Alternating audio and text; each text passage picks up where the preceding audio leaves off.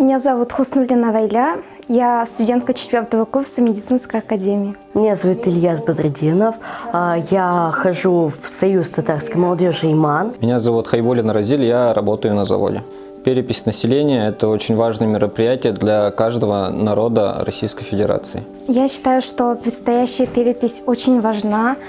Каждый народ должен указать свою национальность, не стесняться этого. Сейчас очень актуальна проблема того, что разные национальности смешиваются. Мне больно от того, что татарский народ расплывается, исчезает и идет на упадок. На предстоящей переписи населения 2021 я запишу себя татаром, ведь я родился в татарской семье, у меня родители татары, и я очень люблю свой народ.